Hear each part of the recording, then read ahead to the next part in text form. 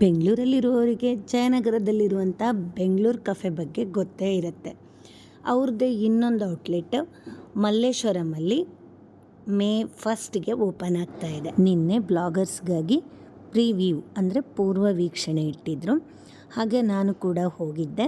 ಮಲ್ಲೇಶ್ವರಮಲ್ಲಿರುವ ಬ್ಯಾಂಗ್ಳೂರು ಕಫೆ ಹೇಗಿದೆ, ಅಲ್ಲಿ ಸಿಗುವಂತಹ ನಾನು ಟೇಸ್ಟ್ ಮಾಡಿದ ಫುಡ್ಗಳು ಹೇಗಿತ್ತು ಎಲ್ಲವನ್ನು ನಿಮ್ಮ ಜೊತೆ ಹಂಚ್ಕೊಳ್ಳೋದಕ್ಕಿಂತ ಮುಂಚೆ ಹಾಯ್ ಫ್ರೆಂಡ್ಸ್, ಅನುಗ್ರಹ ಕಿಚನ್ಗೆ ಸ್ವಾಗತ. ನಾನು ನಿಮ್ಮ ಉಷಾ ವೀವರ್. ನನಗೆ ಮಸಾಲೆ ದೋಸೆ ಅಂದರೆ ತುಂಬ ಇಷ್ಟ. ಹಾಗಾಗಿ ನಾನು ಮೊದಲು ಟೇಸ್ಟ್ ಮಾಡಿದ್ದೆ ಮಸಾಲೆ ದೋಸೆ.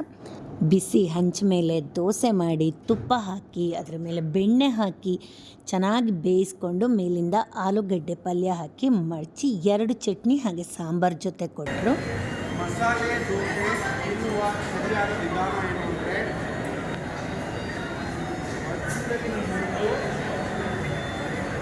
ಪಲ್ಯ ಜೊತೆಗೆ ಬರಬೇಕು.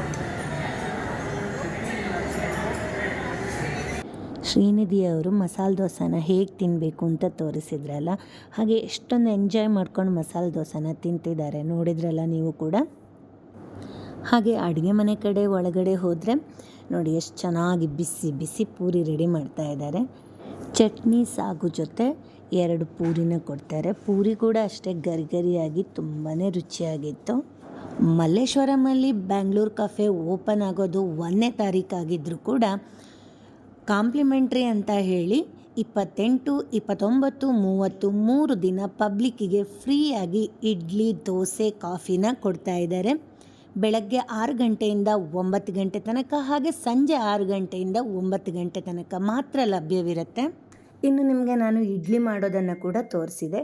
ಇಡ್ಲಿ ಮಾಡುವಾಗ ಅವರು ಬಟ್ಟೆನೇ ಯೂಸ್ ಮಾಡ್ತಾರೆ, ಪ್ಲಾಸ್ಟಿಕ್ಕನ್ನು ಯೂಸ್ ಮಾಡ್ತಾ ಇಲ್ಲ. ಇದು ಕೂಡ ಒಂದು ರೀತಿಯಲ್ಲಿ ಪ್ಲಸ್ ಪಾಯಿಂಟ್ ಅಂತಲೇ ಹೇಳ್ಬೋದಲ್ವಾ. ನೀವೇನಾದರೂ ಬೆಂಗಳೂರಲ್ಲಿದ್ದು ಮಲ್ಲೇಶ್ವರಂ ಆಸುಪಾಸಲ್ಲಿದ್ದರೆ ಈ ಇನಾಗ್ರಲ್ ಆಫರನ್ನು ಮಿಸ್ ಮಾಡ್ಕೋಬೇಡಿ. ಹೋಗಿ ನೀವು ಕೂಡ ತಿಂದು ಹೇಗಿತ್ತು ಅಂತ ನನಗೆ ಕಮೆಂಟ್ಸಲ್ಲಿ ತಿಳಿಸಿ. ಕಫೆ ಒಳಗಡೆ ತುಂಬಾ ಜಾಗ ಇದೆ, ಹಾಗೆ ಆ್ಯಂಬಿಯನ್ಸ್ ತುಂಬ ಚೆನ್ನಾಗಿದೆ.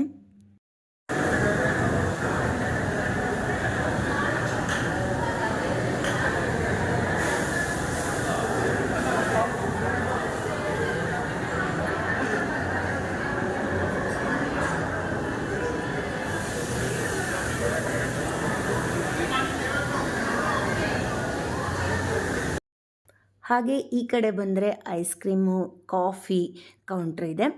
ಐಸ್ ಕ್ರೀಮ್ ಅಂತೂ ಸಖತ್ತಾಗಿತ್ತು.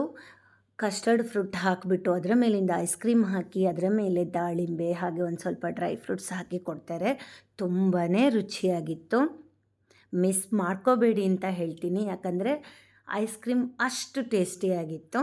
ಇದು ನೋಡಿ Bangalore ಕಫೆ special ice cream. Fruit ಹಾಕಿಬಿಟ್ಟು ಅದರ ಮೇಲೆ 3 ಫ್ಲೇವರ್ ಐಸ್ ಕ್ರೀಮ್ ಹಾಕಿದ್ದಾರೆ. ಆಮೇಲೆ ನೋಡುವೀಣ, ಫಸ್ಟ್ ತಿನ್ನೋ.